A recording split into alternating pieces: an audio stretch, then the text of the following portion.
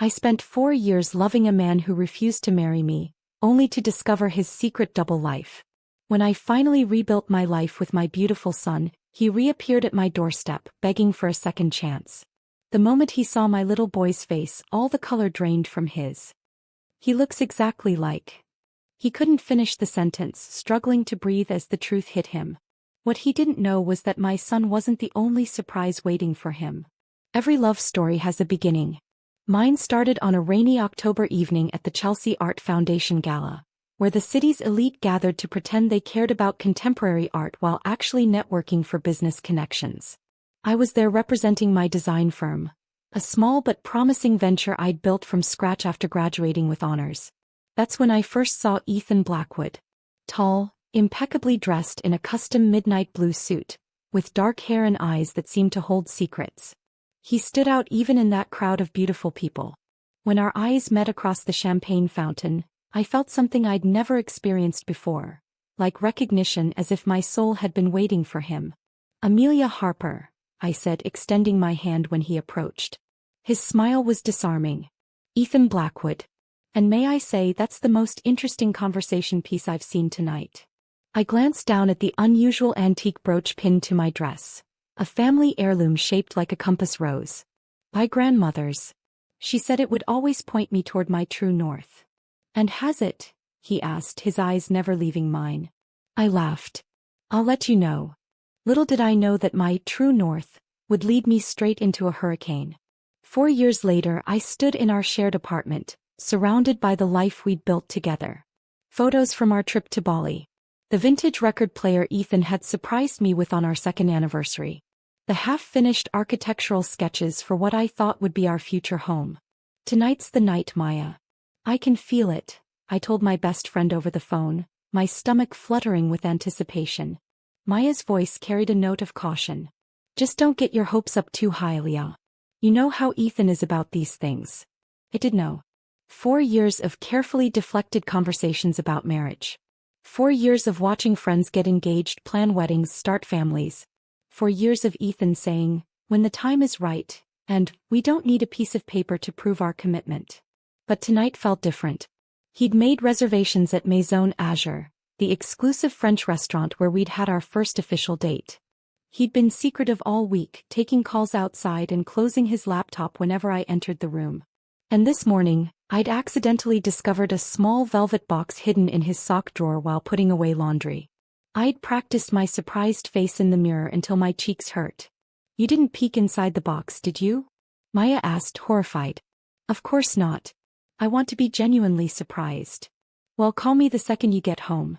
I want every detail." I hung up and spent the next hour getting ready.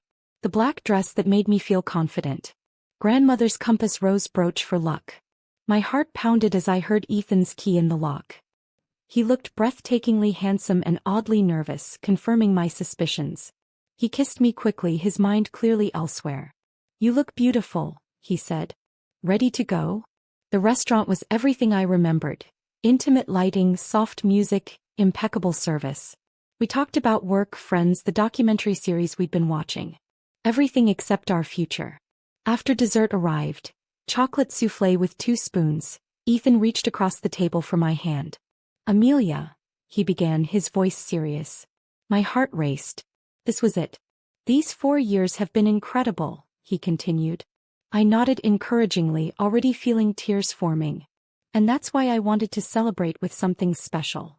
He pulled out the velvet box I'd discovered earlier. I held my breath as he opened it to reveal sapphire earrings. Beautiful, expensive, thoughtful, and not a ring. "Happy anniversary," he said with a smile that didn't quite reach his eyes.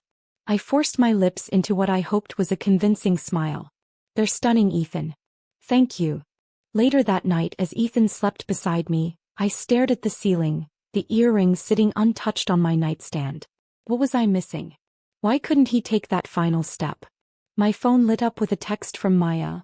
"Well?" I typed back a quick, "Not tonight," with a sad emoji. 3 dots appeared immediately. "I'm coming over tomorrow with wine and ice cream." I smiled despite my disappointment. At least I had Maya. She'd been my rock through every up and down with Ethan. Just as I was about to put my phone away, Ethan's phone buzzed on his nightstand. A text notification illuminated the screen. Miss you already. Can't wait for next weekend. R. My breath caught. Who is R? Before I could process this, Ethan's phone buzzed again with another message. Don't forget to bring the house paperwork. House paperwork? What house? I glanced at Ethan, still sleeping peacefully, unaware that the first crack had just appeared in our perfect illusion. A crack that would soon shatter everything I thought I knew about the man I loved. I didn't confront Ethan about the texts. Not immediately. Maybe R was a colleague. Maybe the house paperwork was for a client. Maybe I was being paranoid. But the seed of doubt had been planted. The next morning, Ethan kissed me goodbye with unusual enthusiasm. I'll be late tonight, quarterly planning meeting. Don't wait up.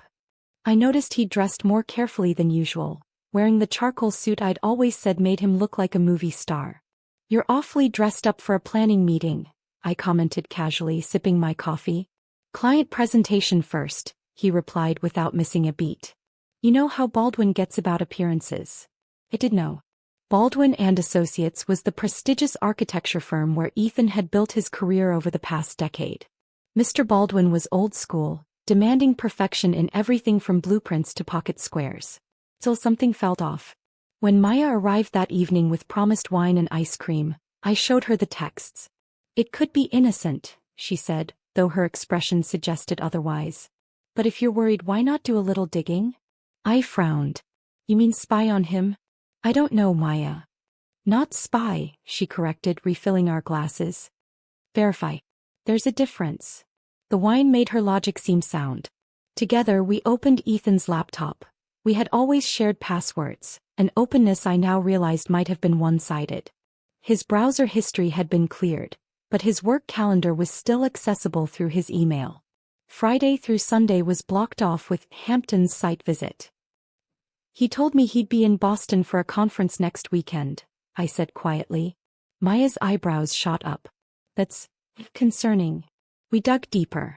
Credit card statements showed regular charges at restaurants I'd never been to, a jewelry store 3 months ago, not near any gift-giving occasion for me, and most disturbingly a hotel in Manhattan. Twice a month. Always on Thursdays. Maybe it's work-related, I offered weakly. Maya gave me a look that combined pity and exasperation. Leah, you know what this looks like. I did. But knowing and accepting were different things. I need more proof, I insisted. This is Ethan we're talking about. The Ethan who held me through my father's funeral. Who championed my design business to his high-profile connections. Who knew exactly how I took my coffee and which side of the bed I preferred. If you're right, I'm not just losing my boyfriend, I whispered. I'm losing my future. Everything I've planned for. Maya squeezed my hand. And if I'm right, you're losing something that was never real to begin with. For the next week, I lived a double life. Attentive girlfriend on the surface, private investigator underneath. I checked receipts, listened more carefully to his stories, noticed patterns I'd been blind to before. Thursday came. Ethan kissed me goodbye, claiming he had dinner with potential investors. Want me to come? I offered. I could wear that blue dress you love. A flicker of panic crossed his face. No need to bore yourself with business talk. Besides, I might be networking after. You know how these things go. I did know. It was the same excuse he'd used countless Thursdays before. As soon as he left, Maya pulled up in her Honda Civic. Operation Truth or Consequences is a go, she announced too enthusiastically for the gravity of the situation. We're not calling it that, I muttered, sliding into the passenger seat. Fine. Operation, is my boyfriend a lying sack of Maya? Sorry. She wasn't sorry at all. We followed Ethan's sleek Audi at a safe distance, feeling like ridiculous characters in a spy movie. He drove to the Four Seasons, valeted his car and disappeared inside. Tao what? I asked. Maya grinned wickedly. Now we use these. She produced 2 tickets to a charity event happening in the hotel ballroom. How did you? My client's company is sponsoring it. I snagged passes this morning. We entered the hotel looking appropriately glamorous in cocktail dresses, blending with the crowd heading to the ballroom. But instead of joining them, Maya navigated us toward the elevators. We don't know what floor he's on, I pointed out. Maya tapped her phone. Your shared location services say otherwise. He's on 12. My stomach twisted. This is crazy. What if he's just meeting clients in a suite? Then we apologize profusely and pretend we're hotel staff delivering turndown mints. But deep down I knew what we'd find. When the elevator doors opened on 12, we followed the corridor silently. I checked my phone. Ethan's location showed him in room 1223. We positioned ourselves around the corner, waiting. At 9:17 p.m. the door opened. Ethan emerged, adjusting his tie. He was followed by a woman, stunning with auburn hair and a petite frame. She wore a fitted red dress that showcased a visibly pregnant belly. My heart stopped. Ethan leaned down to kiss her tenderly, his hand resting on her stomach in a gesture of such intimacy, such joy that I felt physically ill. I'll pick you up tomorrow at 10, he told her. Don't forget your overnight bag for the Hamptons. As if I could forget our anniversary weekend, she laughed, touching his face adoringly. Anniversary? But our anniversary had just passed with sapphire earrings and deflected conversations about marriage. I must have made a sound because Ethan suddenly looked up. Our eyes locked across the hallway, time suspended in that terrible moment of recognition. The woman, whose name I would soon learn was Rebecca, looked confused. Ethan? Who is that? My phone slipped from my shaking hand, clattering to the floor with a sound that seemed to echo forever. Amelia. Ethan's voice cracked, his face draining of all color. What are you? How did you? Who is she? Rebecca demanded, her hand instinctively moving to protect her pregnant belly. I couldn't speak. Couldn't move. Maya stepped forward, placing herself slightly in front of me like a shield. I think, she said with deadly calm, that's exactly what she'd like to know about you. The hallway seemed to shrink, the air too thick to breathe. Rebecca looked from Ethan to me, understanding dawning in her eyes. Is this her? She whispered. Your work colleague, who needed mentoring? Ethan's silence was all the confirmation needed. Let's take this somewhere private, he finally managed, looking desperately around the hallway. Like you've been private for the past 4 years? I found my voice brittle and unfamiliar. No, Ethan. I think we're done with secrets. Somehow we ended up in their hotel room, their regular Thursday night rendezvous point, I would learn. Rebecca sat rigidly on the edge of the bed, hands still protecting her unborn child. Ethan stood by the window, trapped between the two worlds he'd created. How long? I asked, though I already suspected the answer. Ethan rubbed his face. Rebecca and I have been together for 8 years. 8 years. That meant. You were already with her when you met me. He nodded, not meeting my eyes. We were engaged, Rebecca interjected, her voice trembling with anger. Had been for 2 years when he told me about you. My head snapped up. You knew about me? Rebecca's laugh was hollow. Oh, I knew. His complicated situation. His professional entanglement that he needed to resolve carefully. Her eyes burned into Ethan. He said you were clinging to him professionally, that breaking things off could damage his career at Baldwin. My career? I echoed, disbelieving. I built my business completely separately from you. It was easier than telling her the truth, Ethan admitted, his voice barely audible. That I couldn't let you go. So you just, what? Decided to live 2 lives indefinitely? Maya demanded. Ethan spread his hands helplessly. I love them both. I didn't want to hurt either of them. How magnanimous of you, I spat. Rebecca stood suddenly. I need to know everything. Now. He turned to me. Did you live together? For 3 years, I confirmed, watching her flinch. In the West Side apartment.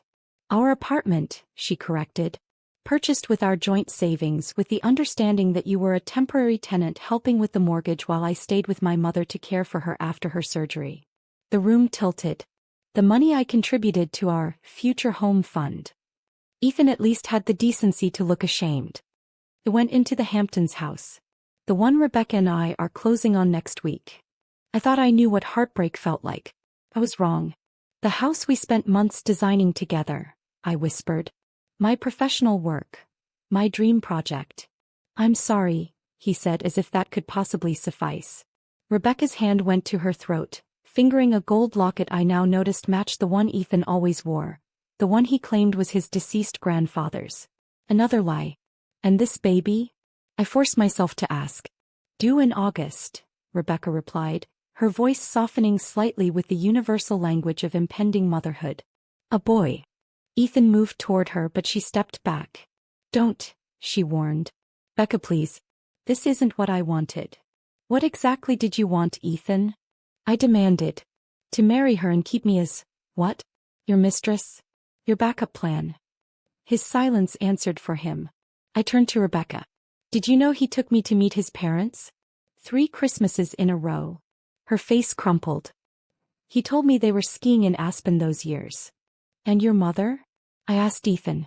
The one who supposedly adored me? Was that a lie too? No, he said quickly.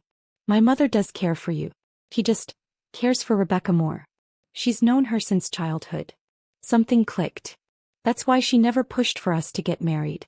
She knew all along. Ethan nodded miserably. She didn't approve of the arrangement, but she wanted to protect Rebecca. Maya, who had been silent, absorbing every damning detail, suddenly stepped forward. I think we've heard enough. Amelia, let's go. I stood on unsteady legs, feeling like I was leaving my body behind, the one that had loved this man, that had built a life around his lies. As I moved toward the door, Ethan caught my arm. Amelia, wait. We can figure this out. I stared at him, searching for the man I thought I knew. Figure what out? Bus. I don't want to lose you. Rebecca made a sound of pained disbelief. I can set you up in your own place, he continued desperately. Keep seeing you. Nothing has to change. Nothing has to change? I repeated, incredulous. Everything has already changed, Ethan. Everything was already a lie.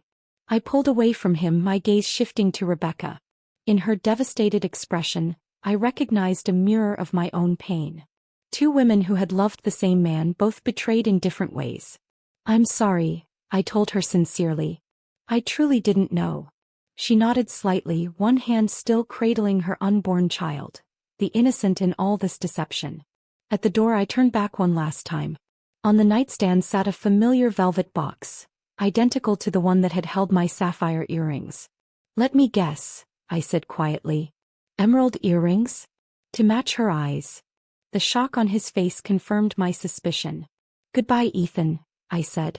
Congratulations on your son. The next 3 days passed in a blur of tissues, ice cream, and Maya's unfailing presence on my living room couch. I oscillated between numbing emptiness and gut-wrenching sobs. 4 years of memories tainted, 4 years of plans evaporated. He keeps calling, Maya reported, holding up my phone with its 17 missed calls. Want me to answer and tell him where to shove his apologies?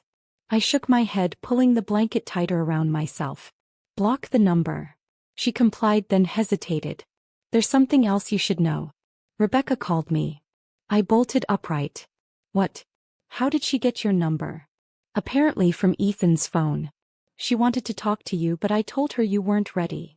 What could she possibly want to say to me? I asked, bewildered. Maya shrugged. She said she had questions only you could answer. And information you might want. Part of me wanted to hear what Rebecca had to say. The other part wanted to board a rocket ship and leave the planet entirely. Not yet, I decided. Maybe not ever. On day 4, I forced myself to shower, dress, and attempt normalcy. I had a design business to run, clients who depended on me. Life couldn't stop because Ethan Blackwood was a pathological liar. But when I opened my laptop to check emails, I discovered another bombshell.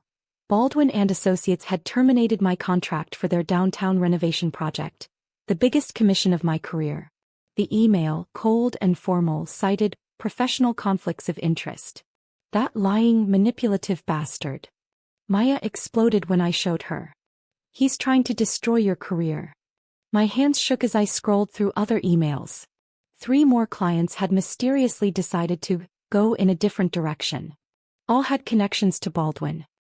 He's sabotaging me, I whispered, making me pay for exposing him. The panic rose like a tidal wave. My rent, my business loans, my staff salaries, everything depended on those contracts. Later that afternoon, I received another blow. The landlord of the apartment Ethan and I shared, actually Ethan and Rebecca's apartment, I reminded myself bitterly, called to inform me I had 30 days to vacate. The lease was solely in Ethan's name. I'm going to be sick, I told Maya, sinking onto the kitchen floor. No, you're not, she said firmly, kneeling beside me. You're going to be angry. Channel every ounce of despair into rage and then we're going to fix this. How? Asked my voice small. He's taken everything. Not everything, Maya countered. You still have your talent, your reputation, and me. He squeezed my hand. Plus, I happen to know a ruthless lawyer who would love to take on a case like this. That lawyer turned out to be Maya's cousin Zara, a shark in stilettos who specialized in contract law. She reviewed my situation over emergency margaritas the next evening.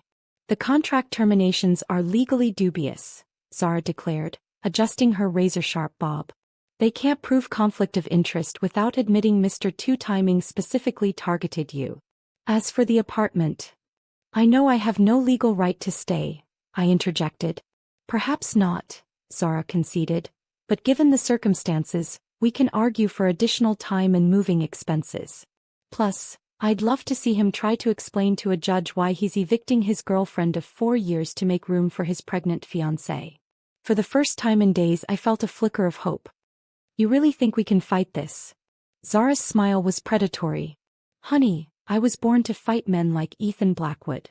The next morning, before Zara could file anything, my phone rang with an unknown number. Against my better judgment, I answered. Amelia? It's Rebecca. Please don't hang up. I froze, considering exactly that. I know you probably hate me, she continued, her voice surprisingly steady, but we need to talk. Not about Ethan, about your business. Curiosity won over caution. What about my business? I work at Meridian Development Corporation, she explained. I oversee all their commercial renovation projects.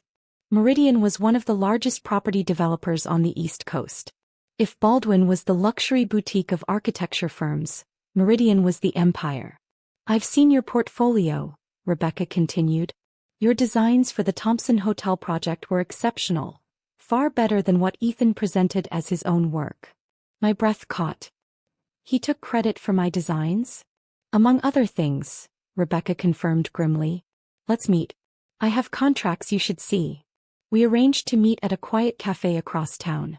Maya insisted on accompanying me, standing guard at a nearby table like an overprotective mother hen. Rebecca arrived alone, her pregnant belly more prominent in casual clothes.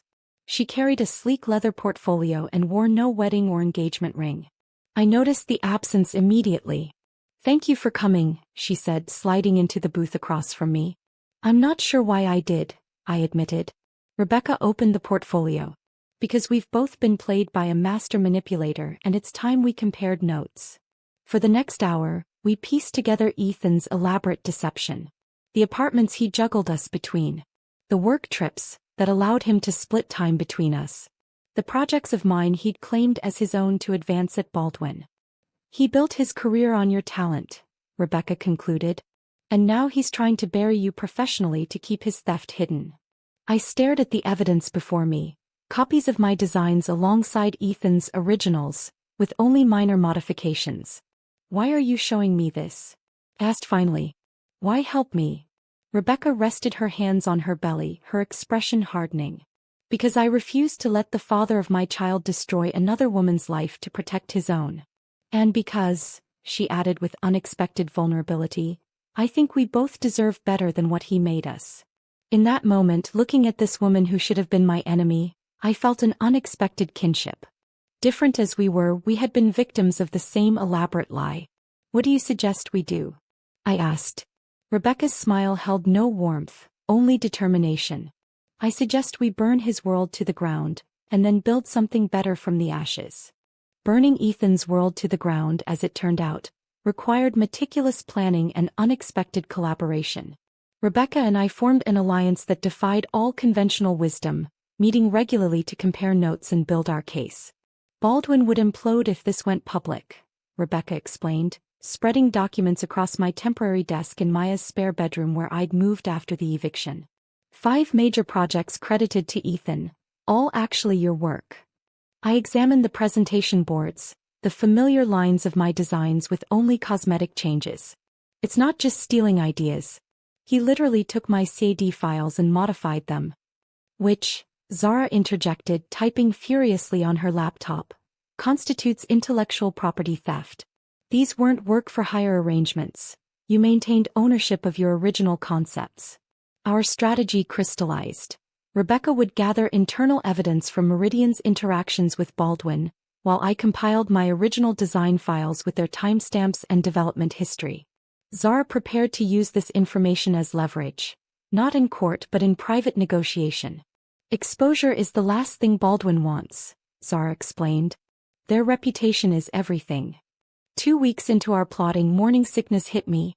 I dismissed it as stress, lack of sleep, and poor eating habits since the breakup. But when it persisted for days, Maya raised an eyebrow. "When was your last period?" she asked bluntly one morning as I emerged from the bathroom, pale and shaky. I froze, mentally calculating. "I can't remember. Everything's been so chaotic." Maya returned 20 minutes later with a pharmacy bag. "Just to rule it out," she said, handing me a pregnancy test. I took it with trembling hands, certain it was unnecessary. Ethan and I had always been careful. Except the night before our anniversary dinner, I whispered, remembering. We'd had champagne. Lots of champagne. The 3 minutes waiting for the test results were the longest of my life. When 2 pink lines appeared, clear and undeniable, the room seemed to spin. "Maya," I called weakly. She took one look at the test and wrapped me in a fierce hug. "Whatever you decide, I'm with you." I sobbed against her shoulder, overwhelmed by the cruel timing. How can I bring a child into this mess? How can I be forever tied to him after what he did? "This isn't about him," Maya said firmly. "This is about you and this baby. No one else gets a vote." I spent the next day alone, walking through the botanical gardens, trying to make sense of my new reality. By sunset, sitting beside a reflecting pool scattered with cherry blossoms, I reached a decision. This child was mine. Not Ethan's. I wouldn't tell him, not yet, maybe not ever. He had made his choice to build a life with Rebecca and their son. This baby would be part of a different story. One without lies and manipulation at its foundation. When I shared my decision with Maya, she supported me instantly. Rebecca's reaction, however, was more complicated. "You're pregnant," she repeated, her hand automatically moving to her own 7-month belly when I told her during our next meeting. I nodded, bracing for anger or accusations. Instead, Rebecca laughed, a strange hollow sound. The great Ethan Blackwood spawning children across Manhattan. How poetic. "I'm not telling him," I said firmly. "Not now, anyway." Rebecca studied me, her expression unreadable. "I understand that decision better than most would." She hesitated. "My situation is different. We were at least officially engaged, planning a future. But I won't pretend it's been easy." An awkward silence stretched between us, broken finally by Rebecca. "Have you had an ultrasound yet?" I shook my head. "You should." "For health reasons," she added quickly. "Not for him." The first ultrasound was surreal. The tiny fluttering heartbeat, the fuzzy outline barely recognizable as human. 10 weeks along, the technician confirmed. "Due in December." "Would you like a picture?" she asked, smiling. I nodded, unable to speak past the lump in my throat. This tiny being was real. Mine to protect. Mine to love. As our case against Ethan and Baldwin built, so did my resolve. I wouldn't just survive this betrayal. I would emerge stronger for myself and my child. Zara arranged a meeting with Baldwin's legal team, presenting our evidence without revealing my pregnancy. The effect was immediate. They offered a settlement that included financial compensation, reinstatement of my terminated contracts, and a public acknowledgement of my contributions to previously Ethan-credited projects. "They're desperate to avoid scandal," Zara explained. "And Ethan's thrown under the bus. He's being invited to resign." I should have felt vindicated. Instead, I felt hollow. "Is it enough?" I asked Rebecca over herbal tea, her and ginger ale me, after signing the settlement papers. "For what he did professionally. Perhaps." Her expression darkened. "For what he did to us personally. Never." Rebecca had her own reckoning with Ethan. She'd postponed their wedding indefinitely but allowed him to attend prenatal appointments and remain involved in preparations for their son's arrival. "He's still the father," she explained when I questioned her decision. "I can hate what he did while acknowledging that relationship." I understood her choice even as I made a different one. As summer turned to fall, my secret remained between just Maya, Zara, and eventually Leo, my younger brother who flew in from Seattle when he heard about the breakup. "You're doing what?" Leo exclaimed when I told him my next plan. "Moving to Chicago," I repeated calmly. "I've been offered a position with Archer Design Group. Fresh start, new city." Leo ran his hands through his dark hair, so similar to mine, in frustration. "And you're just never telling Ethan about his kid? Ever?" I rested my hands on my growing belly, barely visible under loose clothing at 16 weeks. "I didn't say never. I said not now." "He has a right to know," Leo argued. "Rights are earned," I countered. "Trust is earned. He's forfeited both." Leo disagreed but promised to support my decision. That night, as we packed boxes in my new apartment, a sunny one-bedroom I'd found near Lake Michigan, he asked the question I'd been avoiding. "Are you running away because you're afraid you still love him?" I paused, a framed photo of our parents in my hands. "No," I answered honestly. "I'm leaving because I need to love myself more than I ever loved him." Chicago embraced me with open arms. Its bold architecture, lakefront energy, and most importantly, anonymity. No one here knew me as Ethan Blackwood's ex or the designer who'd brought down a senior partner at Baldwin. I was simply Amelia Harper, the new creative director at Archer Design Group, with a personal situation that the HR department handled with remarkable discretion.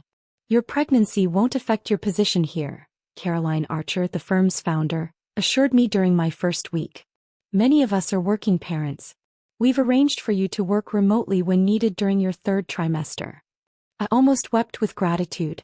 After months of chaos, this stability felt like solid ground beneath my feet.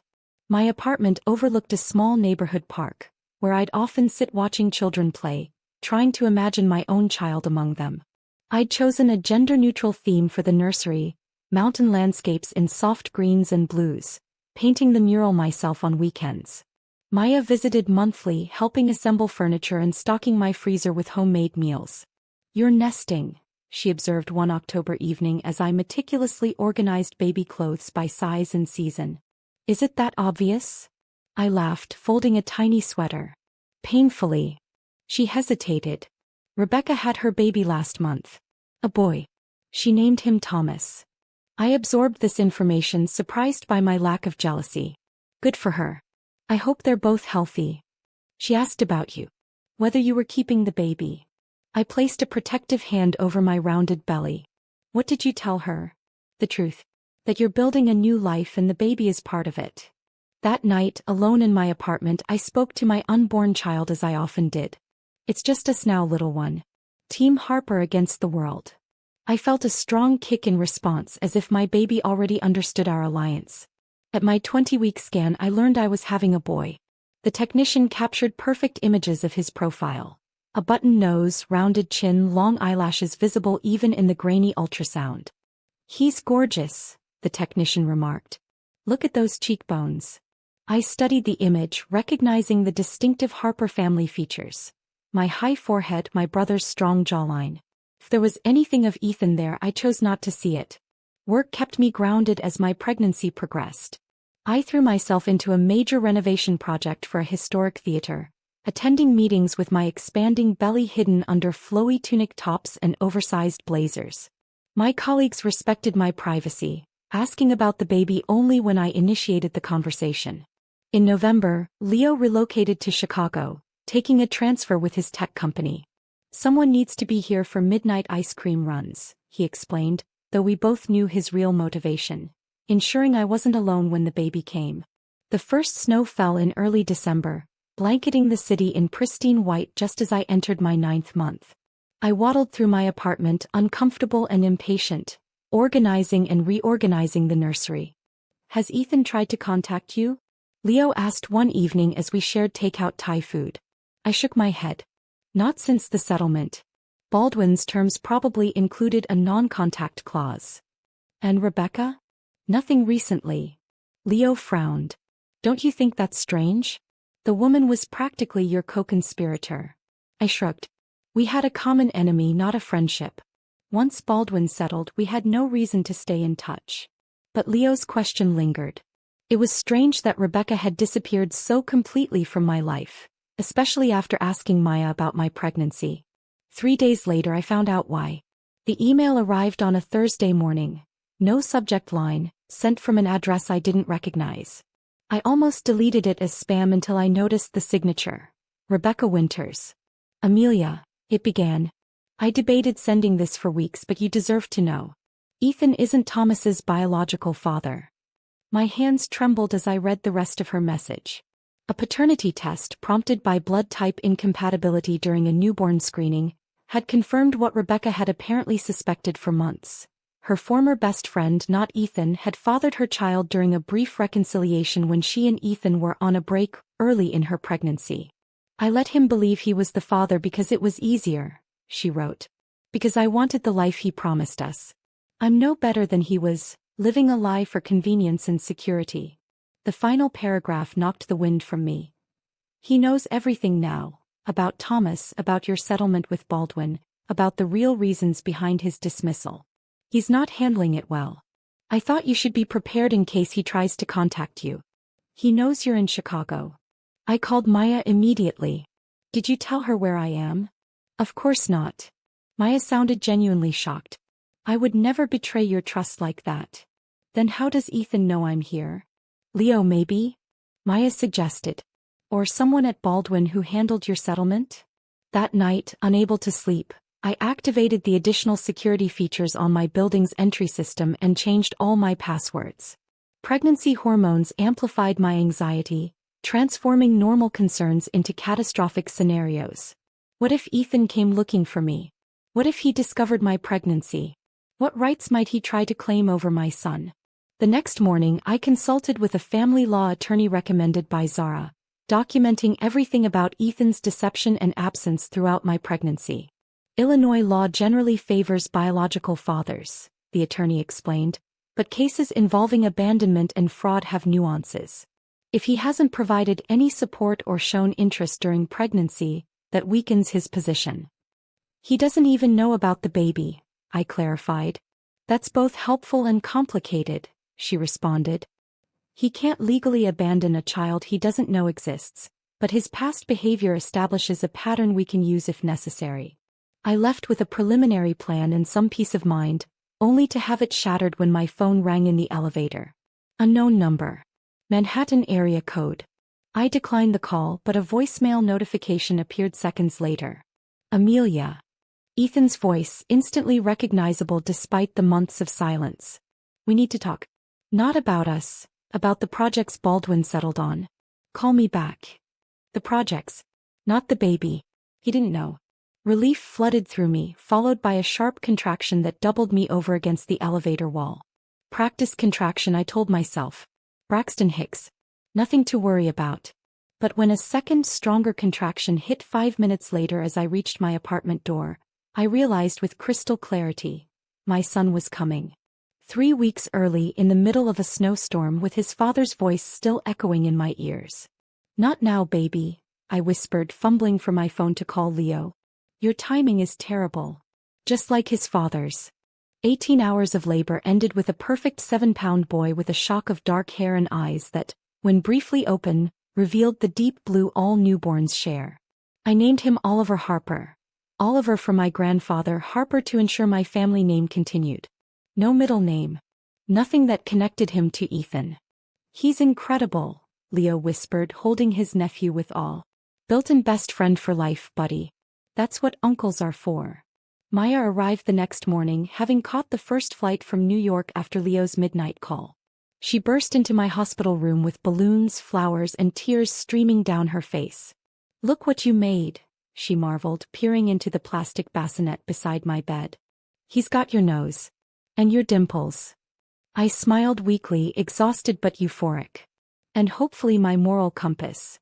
That's nurture, not nature, Maya assured me. And you're going to be an incredible mother. The hospital stay passed in a blur of nursing sessions, vitals checks, and visits from colleagues who'd formed a meal delivery rotation for my first weeks home. Everyone praised Oliver's perfect little features, his calm temperament, his strong grip. No one mentioned any resemblance to a father they'd never met. On our third day in the hospital, while Leo went for coffee and Maya stepped out to take a work call, a delivery arrived. An enormous arrangement of white lilies and blue hydrangeas. My heart stopped when I saw the unsigned card. Congratulations on your new beginning. Could have been from anyone. Caroline from Archer, my design team, even a client. But something in the formal wording, the specific flowers, my favorites which only a few people knew, sent ice through my veins. I had the nurses remove the arrangement, citing possible allergies. That night, I checked into the hospital system under a pseudonym, restricting all visitor information. When Oliver and I were discharged the following day, Leo drove us home via a circuitous route, checking repeatedly for any cars that might be following. My postpartum anxiety spiked, transforming normal new mother worries into paranoia. He can't just show up, Maya reassured me as we settled into my apartment. There are restraining order options if needed. But Ethan didn't show up. No more mysterious flowers arrived. No additional calls from unknown numbers. By Oliver's 2-week birthday, I'd begun to relax, settling into the exhausting but wonderful routine of new motherhood. Then came the email from Zara. Ethan's lawyer contacted me, she wrote. They're challenging aspects of the Baldwin settlement, claiming you withheld material information during negotiations. They're being intentionally vague about what information, but reading between the lines, I think they're fishing for details about your current situation. My blood ran cold. I called Zara immediately. Could this be about Oliver? I asked, watching my sleeping son in his bassinet. Possibly, Zara admitted. Or they could be bluffing, hoping to scare you into a concession. Either way, they've requested a meeting. I strongly recommend you don't attend in person. I agreed, but the damage was done. My fragile sense of security shattered, replaced by constant vigilance. I installed a security system with cameras at every entrance. I stopped posting anything online, even in private accounts. I asked colleagues not to mention Oliver in work communications. Oliver thrived despite my anxiety, growing chubbier and more alert each day. By 3 months, he'd developed a heart-melting smile and a fascination with ceiling fans. By 5 months, he was rolling over and babbling enthusiastically, especially to Leo, who had become his favorite person besides me. He's got the Harper sense of humor, Leo observed one evening as Oliver giggled uncontrollably during their peekaboo game. Always laughing at the simplest things. I watched them, memorizing the moment. My brother and my son, the 2 most important people in my world, safe in our cocoon. That safety was an illusion. Spring arrived in Chicago with a burst of tulips and warming temperatures. Oliver and I ventured out more frequently, enjoying the lakefront parks and neighborhood farmers markets. I'd begun to believe we'd truly escaped our past, started fresh in a city where no one knew our complicated history. Then came the morning I stepped out of my building with Oliver strapped to my chest in his carrier, diaper bag slung over one shoulder, coffee in hand, and froze. Ethan stood across the street, leaning against a rental car with New York plates. He wasn't looking at us yet, checking his phone with the casual air of someone waiting for an appointment. I had seconds to decide. Retreat into the building or continue as if I hadn't seen him. If I fled, he'd know for certain this was my residence. If I walked past, he might not recognize me with the baby carrier and my hair now cut into a practical bob. I chose forward motion, adjusting Oliver's carrier to better shield him, and walked briskly in the opposite direction from Ethan. 3 steps. 10. Amelia. His voice hadn't changed, the same rich timbre that had once made my heart race. Now it only triggered adrenaline and fear. I kept walking, pulling out my phone to call Leo. Amelia, please. Footsteps behind me gaining. I just want to talk. I turned to face him, keeping one hand protectively on Oliver's back. There's nothing to talk about, Ethan. The settlement was final. Then I saw it. The exact moment his gaze dropped to the baby carrier, the shock registering on his face as he processed what he was seeing. Do you have a baby? I said nothing, clutching my phone tighter. Ethan took a step closer, his eyes never leaving the carrier. How old? That's none of your business, I replied, backing away. Please leave us alone. Us, he repeated softly. So it's true. The rumors were true. What rumors? His expression hardened. That you kept my child from me. Ice flooded my veins. Who told you that? Does it matter? Let me see the baby, Amelia. No. I turned to leave, but Ethan moved to block my path. I have rights, he said, his voice low but intense. Legal rights. If that's my child. You'll what, Ethan? I challenged, my fear transforming to anger. Suddenly develop a conscience? A sense of responsibility? After 4 years of lies. Other pedestrians were beginning to notice our confrontation. A woman with a stroller slowed, watching with concern. Everything okay here? She called. I nodded, using the interruption to step around Ethan. We're fine. Just a misunderstanding. This isn't over, Ethan said as I walked away. I want a paternity test. I want to know my child. I didn't look back, just kept walking until I was certain he wasn't following, then ducked into a cafe to call Leo and Zara. The battle for Oliver had begun. The next 6 weeks unfolded like a carefully choreographed legal dance. Ethan filed for paternity testing. I countered with a detailed account of his deception and abandonment. He requested temporary visitation pending test results. My lawyers submitted evidence of his character through Rebecca's sworn affidavit about his double life. Throughout it all, Oliver remained blissfully oblivious, mastering sitting up unassisted and developing an infectious belly laugh that became my lifeline during endless legal consultations. The court date is set for next Thursday, Zara informed me during our weekly strategy call. Ethan will be there. Are you prepared to see him again? I glanced at Oliver playing on his activity mat, batting enthusiastically at colorful hanging toys. I'll do whatever's necessary to protect my son. The night before the hearing I couldn't sleep. I sat in the nursery rocking chair, watching Oliver's peaceful breathing, his tiny chest rising and falling in the soft glow of his nightlight. I chose this, I whispered to him. I chose you. Every single day I choose you. No matter what happens tomorrow, never doubt that. The courtroom felt oppressively formal, all dark wood and hushed voices. I sat with Zara and our local counsel, focusing on breathing steadily as the judge reviewed our filings. When Ethan entered with his attorney, I didn't turn around, though I felt his presence like a physical weight. Before we proceed, the judge began, I'd like to clarify the central issues. Mr. Blackwood is seeking to establish paternity and requesting visitation rights with the minor child, Oliver Harper, born December 15th. Ms. Harper acknowledges Mr. Blackwood is likely the biological father but contests his right to involvement based on his prior conduct and abandonment during pregnancy. Is that correct? Both attorneys confirmed this summary. Very well, the judge continued. Given the complexity of this case, I've reviewed the substantial documentation provided by both parties. Ms. Harper, your account of Mr. Blackwood's deception is troubling, particularly the sworn statements from Ms. Rebecca Winters corroborating your experience. I felt a surge of gratitude toward Rebecca, who had ultimately chosen truth over loyalty to Ethan. Mr. Blackwood, the judge turned to Ethan. Your response claims you had no knowledge of the pregnancy and cannot be held accountable for failing to support a child you didn't know existed. While technically accurate, the pattern of behavior that led to this situation remains relevant to this court's consideration of the child's best interests. Ethan leaned forward, whispering urgently to his attorney, who shook his head in response.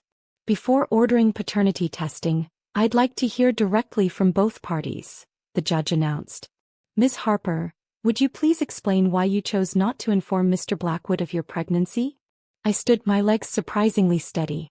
Your Honor, after discovering Ethan's 4-year deception, maintaining 2 separate relationships simultaneously, one with me and one with his fiancée, I had no reason to trust him with something as precious as my child's well-being. His response to being discovered was not remorse but attempts to sabotage my professional reputation and evict me from our shared apartment. These actions demonstrated his character clearly. The judge nodded. And Mr. Blackwood, your response? Ethan rose, immaculate in a tailored suit that reminded me of our first meeting years ago. Your Honor, I made terrible mistakes in my personal life. I hurt people I cared about deeply. But nothing justifies keeping a father from his child. I had a right to know. I have a right to be part of my son's life. Did Ms. Harper have a right to honesty during your 4-year relationship?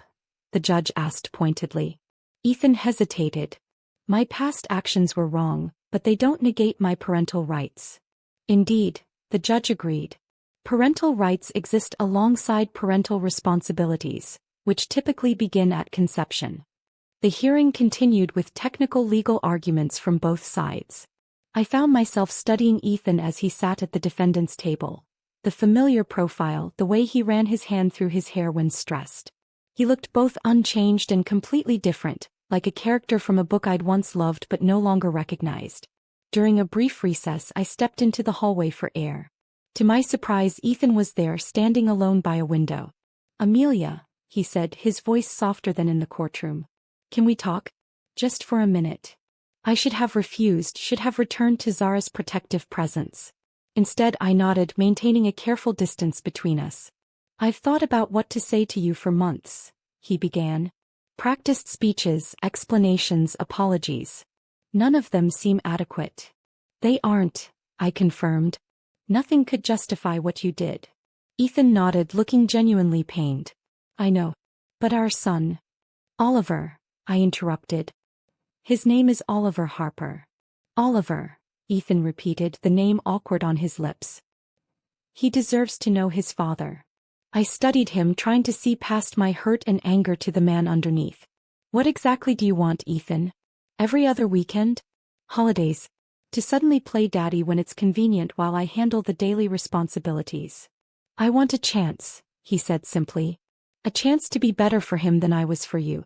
A chance to show him that people can change, can learn from their mistakes." Something in his sincerity gave me pause. Not because I believed him, but because I recognized the desperation in his eyes. The fear of losing something precious. I'd felt that same fear every day since Oliver was born.